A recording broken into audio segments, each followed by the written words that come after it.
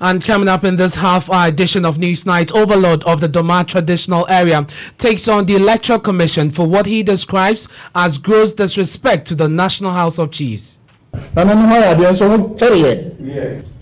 Show of respect. Now, many argument that do the second year. President. Man can do form so. Yes,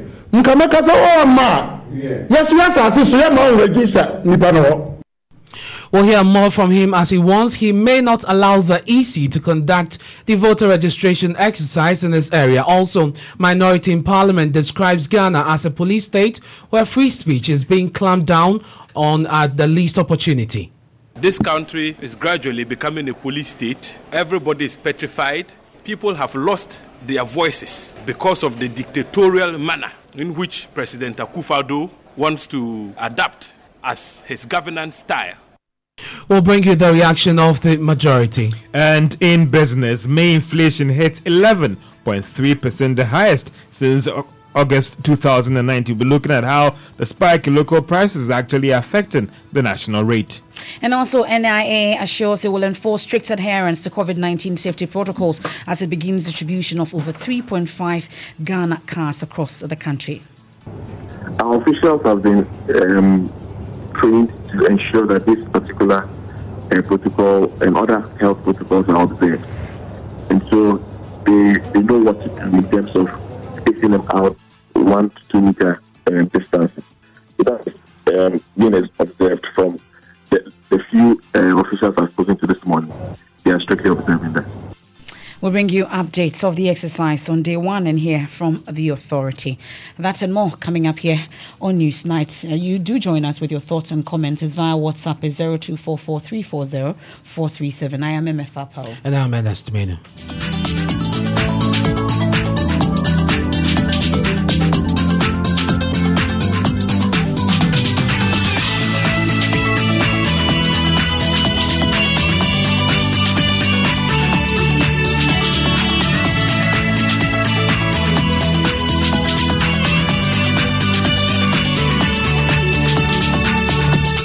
And tonight we begin with the EC's decision to go ahead with the compilation of a new voter register. This is not the right time to compile a new voters register. That's according to the Domahene Osajifo Osiadeyo Ajimanbedu II. According to him, the prevailing conditions surrounding the compilation of the new register, including COVID-19 and the requirement for the registration, makes the impending exercise indefensible and unwise.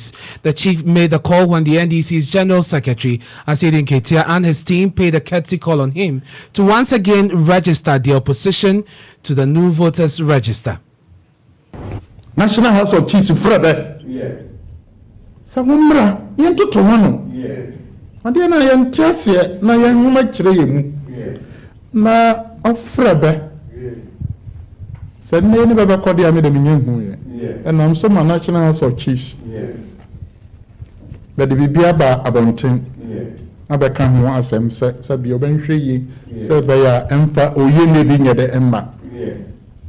National House of Chiefs, Yadabasi, no more, no question about the Antosin, you need more crony. But Charlie Morodo, that's a thing on the room. What a chick! So bad for us to be Jamaica. No, independent. Constitution be able to subject to. Subject, which is a individual. Now, I am for Kulini, I have a good National House of Chiefs. Now, the fraud, woman call to the Senate of the issue statement after a long time. And I know why they are so area. Now, no argument that do the second year. Many president, non category form, so. You can make us all ma. Yes, yes, I see, so you are register, Nipano.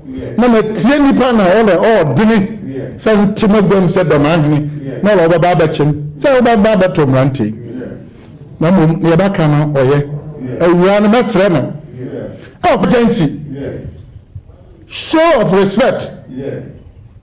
Then a nun broke, your mother, as custodians of your man, said you, the Abatinti. Must the electoral commission on men in front of the man. No, Kumasi House of Chiefs. It's a so concerned at Rubber. Because I'm Chilabro, On your own, no.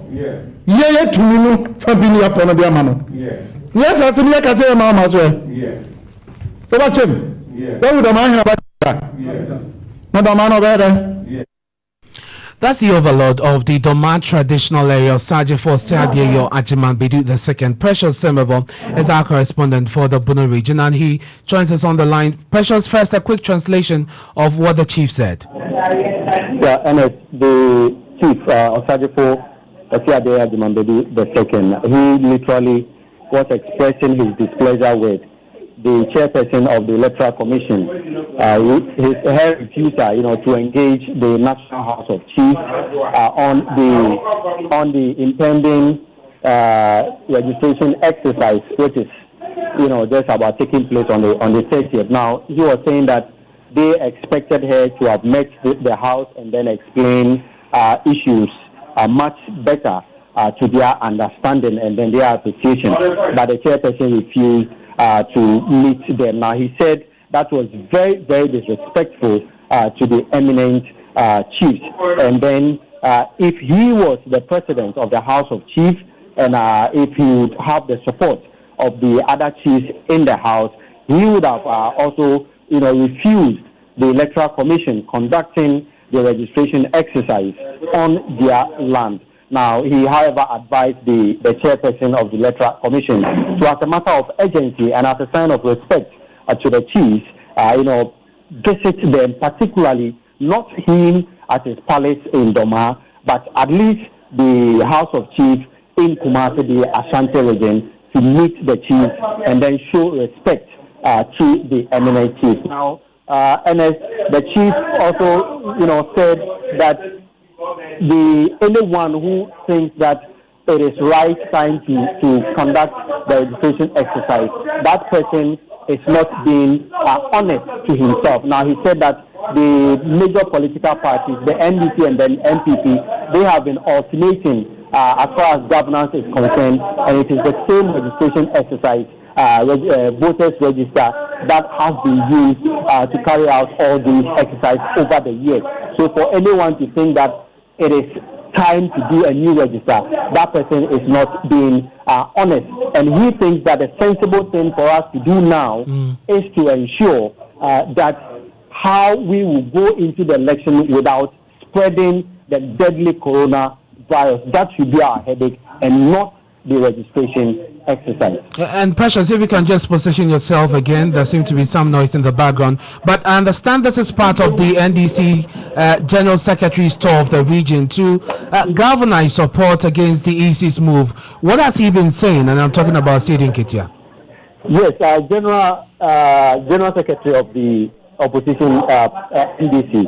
Now, he is touring the country, particularly meeting opinion leaders and chiefs in the regions that he has been, and here in the Block and a Half region. Now, he is saying that, or what he has been telling them is that they want to talk to the chiefs because if they are not careful with how things are going, there could be a chaos when the registration exercise, starts, and that will definitely mar the peaceful democracy that we have been practicing all these years. Now, he's saying that they are crying because they appreciate the cheating that is being meted out to them. So they want people to come to their aid, not to wait for chaotic things to happen before they will be blaming them. And he's saying that they are not afraid to be arrested.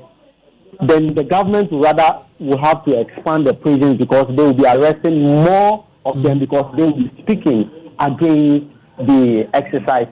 And indeed, he says they'll be going all out to make sure that their position on this is heard and also to get the EC on their side. Thank you very much. Precious Semebo is our Bono East region correspondent. Emefa. Now let's head to Parliament, where the minority says Ghana has become a police state in which free speech has been clamped down on by the executive, citing yesterday's arrest of Apostle Kwabena Owusu-Eje as one example. Addressing a media briefing in Parliament House, ranking member on Parliament's Defence and Interior Committee, James Agalga, condemned the arrest, describing it as unlawful and unconstitutional. This country is gradually becoming a police state. Everybody is petrified. people have lost their voices because of the dictatorial manner in which President Akufo-Addo wants to adapt as his governance style of our country. All such attempts, with the greatest of respect, would have to be resisted and condemned in no uncertain terms. Only yesterday or so, we saw on social media horrific videos of Apostle Kwabena Ejay. We think that the manner of arrest of the said apostle leaves much to be desired. Look, the arrest in every respect was unlawful. The arresting officers displayed a certain document which was supposed to be an arrest warrant. They never allowed the suspect the opportunity to peruse through the so-called arrest warrant. It was not even read to his hearing, assuming he couldn't even read. They were under an obligation to have read the said arrest warrant to the hearing of the suspect before effecting the arrest. You'd also see in those horrific videos that the suspect was not even cautioned at all. He was whisked away. He was not searched. His house was not searched. And yet in subsequent videos, you would see the so-called national security operatives parade the suspect in a manner that is unacceptable, in a manner that violates his human rights. Now, Mr. Agaga also says the recent police summoning of Bernard Mona, Major Retired Yao Boateng-Jan, and journalist Kofi Aduma, examples of human rights violations being sponsored by the state, which Ghanaians should resist. Now, he adds that government is engaged in a deliberate act to silence people who have been speaking against government and to cow the populace into submission. We also want to state with attending equivocation that in recent times a number of invitations have been extended to certain political actors in our country. It started with Major Boateng-Jan. All Major Boateng-Jan said was that the conduct of the EC could spell doom for this country. They immediately arrested Major Boateng-Jan, cautioned him, extracted statements from him. Next was Bernard Mona, the PNC chairman. He made very similar statements. The analysis Honorable Bernard Mona made immediately landed him in the grips of the police. To respect our freedom to free expression. Look, even the journalists are not spared. I won't talk about the murder of your colleagues and how some of you had to run into exile because you spoke out against government. I will talk about the recent invitation of one of your own for predicting what the president was going to say in his speech. He was invited by the police. What type of censorship is that? Now, the minority spokesperson on communications, ABA Hussaini, urged the security agencies to arrest NPP General Secretary John Boedu and Deputy General Secretary Obi Boaheng, as well as Owusu Bempah, for making similar comments. It is not just even the nature of the recruitment, but the clandestine manner. Previously, recruitments that come into the regular security forces are advertised, and every eligible Ghanaian has the opportunity to apply. They go through screening. This one, they just collect blood-sucking party hoodlums and put them in the security forces, so that with the evil intent to go and perpetrate violence against their political opponents in the December elections. This is totally unacceptable. And I'm saying that if you don't realize that the importance of your buttocks until there's a ball on it, you wait until it happens. And so that is ABA Hussaini. He speaks for the minority there, but the majority responded to this fact right after the news conference by the minority. They held a news conference as well, and it was addressed by the chairman of the Defense and Interior Committee, that's Sete Champot. He denies the claims that the government is abusing its powers and cowing people into submission. For clarity, the national security did not just get up to go and arrest the gentleman, the apostle, as we presently know him. the national security secured an arrest warrant and a search warrant from the courts of the Republic of Ghana, equally a creation of the Constitution. And by that authority, they arrested a gentle person. It is out there in the news that the security services are being challenged and accused, allegedly, that they planted substance on the suspect. The substance, from my information, was found with the suspected substance, and it was not planted by any person. I'm sure in due course, the mandated state institution will come out and give better and further particulars to this particular matter, and it will put it to rest. So I want to state that no state institution did such. Post securing of the arrest and search warrant, the suspect was further searched. And so I would beg my colleagues in the minority to be clear on the facts. The modus operandi, we all understand. The standard operating procedures of the security services varies. And I wouldn't want to stand here and say that I am a better person and a place judge to decide how they go about their duties. That's the chairman of Parliament Security Committee. That's Seth Ichampong there right after that press conference held by the minority. They also held one. But it's your election headquarters here on Joy 99.7 FM. And we must remind you that it's a half-hour edition of Newsnight. We have commentary at 6:30 here on Joy 99.7 FM. But chairman of the governing NPP, Freddie Blay, has justified the disqualification of some parliamentary aspirants seeking to contest incumbent MPs.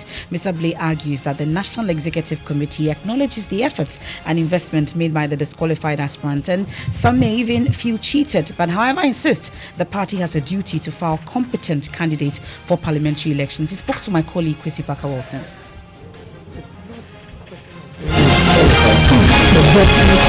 We put up in place a voting committee, chaired by officers of the headquarters, in conjunction with the regional executive, somebody that, some constituency officers all over the country. And that's the way we went about it. And after that, those who were not happy appealed. And when the appellate committee also considered, and Chairman McMillan looked at it.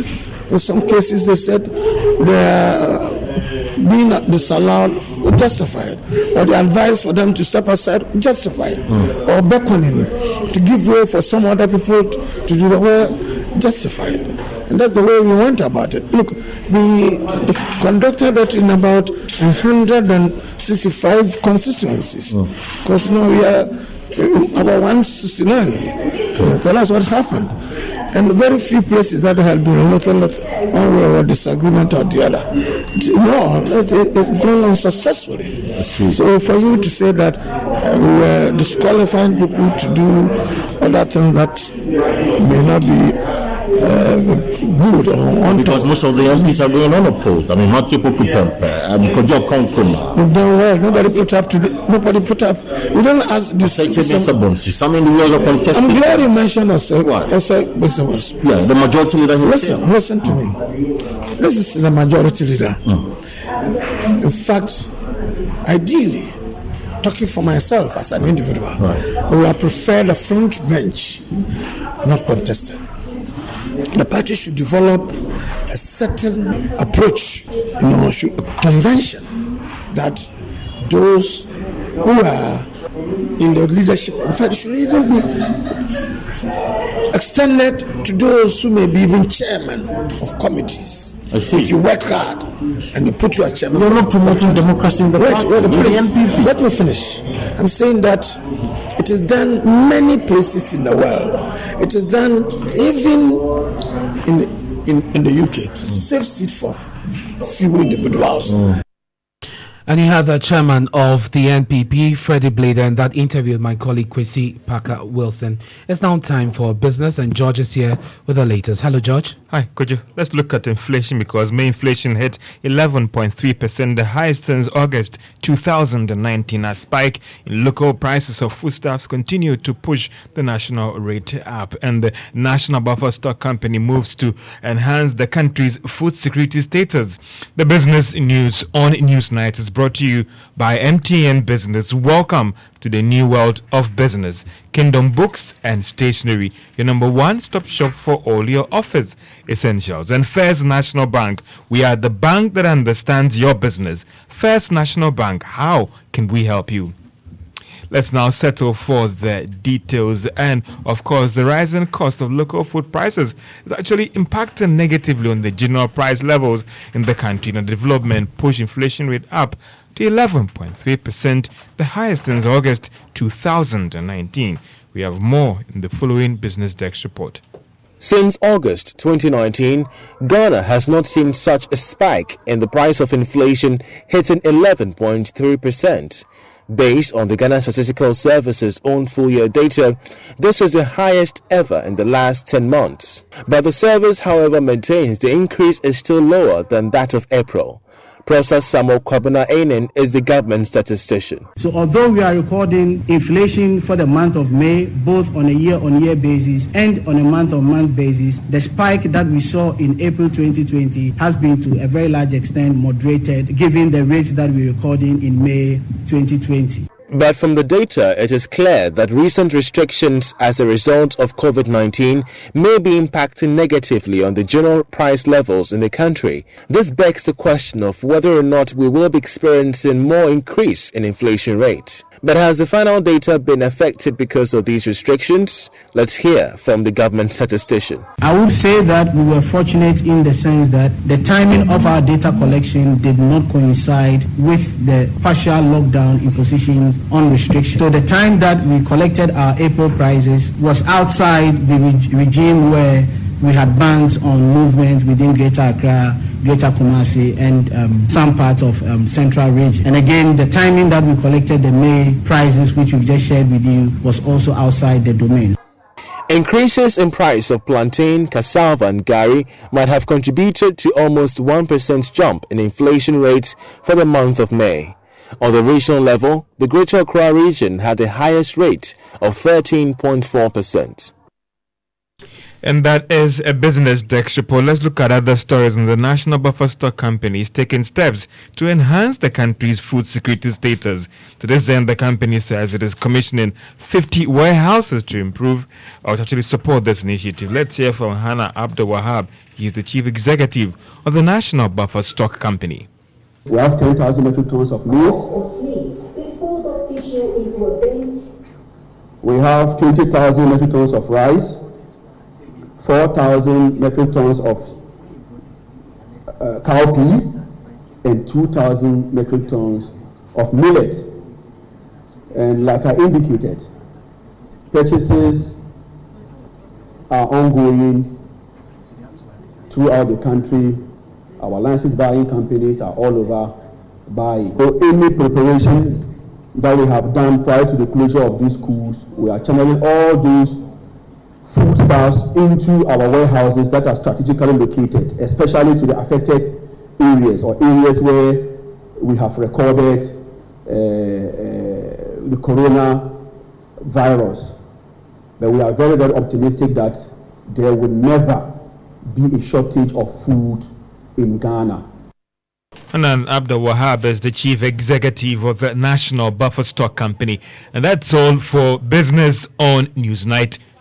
Thank you very much, George. Now, the National Identification Authority says it is ensuring that all precautionary measures aimed at halting the spread of coronavirus has been strictly adhered to at all the centers as the authority commenced the nationwide distribution of printed cards today. So the NIA began the distribution of more than 3.87 million Ghana cards to applicants today. The distribution will also be carried out at 5,635 registration centers across all the 16 regions concurrently, and it's expected to run till Tuesday, June 16. Now, speaking on News Desk on the Joy News channel, Head of Corporate Affairs at the NIA, Francis Palmdetti, said all necessary steps are in place to keep its staff and applicants safe. There's those very same centers are being used for the card collection. Okay. So wherever you register, you just have to go back to that center for your card. And we are sure that the over 3.8 million cards are all ready for distribution. All the cards are ready for distribution, except for those cards that have issues with respect to various categories of errors. They are not very many. But all the other cards that were in backlog have been printed and have been distributed to the various centers. So is there a way I can find out if my card is not ready so I don't go and queue only to be told that there's an error and that I cannot receive my card? What you call the various centers have been tasked to take down persons whose cards are not at the center. And you have there the head of corporate affairs for the National Identification Authority, Francis Palmdetti, and 60,000 Ghana cedis in 6 days. That's the story of Agnes Dobe, the breast cancer patient who is facing eviction from her landlord. Daniel Dazi has been following the story and has an update for us. Daniel joins us. Hello, Daniel. What's the latest on this story? Ernest, that's the latest that you just gave us. 60,000 Ghana cedis in just a matter of 6 days. We have contributions from Ghanaians in Iceland, Netherlands, Denmark, Switzerland, UK, Germany, France, USA, Italy, and of course, so many people back here in Ghana. Yesterday, we got another phone call from an 11-year-old who said that she had 70 Ghana cedis she wanted to use for pizza. Wow. But she saw the story on television. That's very touching. And there's a second one because last the second 11-year-old. We had the 5 Ghana cedis. 11-year-olds and this contribution. But it's great. We've had 2 corporate organizations step forward, and we had this special announcement from the spokesperson for former President Mahama, Joyce Bauer Mokhtari. It's actually a very, very heart-wrenching story. It actually touched me to the core. And I think what even stood out for me was the name of the lady. You know, my colleague is also called Mr. Dobe. So I remember when I raised the issue with President John Dramani Mahama, because this is a matter that we grapple with every day. We have managed many women whom President Mahama has actually personally supported through the disease and carried them to see a doctor, and they come all the time. Recently, one of our parliamentary candidates suffered the same ailment and unfortunately passed. So I actually, representing President Mahama, was very actively involved. Indeed, when I passed on this story to him yesterday, he actually even expressed an interest in wanting to find a way to support the woman. That is, if she's willing to accept the support and she finds a place, I'm sure he'll be happy to help her rent a place, and we'll see what we can do in terms of helping at least to alleviate and maybe and ease her pain in one way or the other. That's some good news there. The former president wants to help this woman, and we're looking forward to that, Daniel. Yes, but can you tell us about the breakdown, how you're going to use this money? Medical expenses, we are getting caregivers for her because right now she can't take care of herself. There's upkeep of the children, including food, etc. In fact, yesterday when we went to see the kids, they were talking about how they have interest in history and computing. I'm trying to put together some books for them to engage them because, you know, schools are closed because of COVID-19. Agnes herself is currently on admission at Kolebu Teaching Hospital. She had to be rushed to the hospital on Monday because she has stomach pains. She is still on admission. Tests are being done to determine the stage she's in. We understand that by early next week, we should get some updates on what care she needs. And we can assure our listeners that the good people at Kolebu Teaching Hospital are giving her the best possible care she can get. Thank you very much, Daniel. But I'm sure if I still want to support this, I can go ahead to do so. Yes, of course. All the information is on our social media handles. Just follow us on Joy Prime and on Joy FM. And, of course, you'll find the opportunities there. Thank you, Daniel. And that's it for tonight's edition of Newsnight. It's the half-hour edition, and we had that good news from Agnes. What a way to end tonight's edition of Newsnight. There's more news when you log on to myjoyonline.com. And the duo, they're here. George and Gary. What's happening tonight? To bring us commentary. Usually when we break into Newsnight like this, it means that there's some football. I know. There's no Champions League today, unfortunately, but there's German football. It's a German football Cup made in Germany. Exactly. Okay. German Cup semi-final between Bayern Munich and Frankfurt should be good, and we'll be bringing you all of it after this.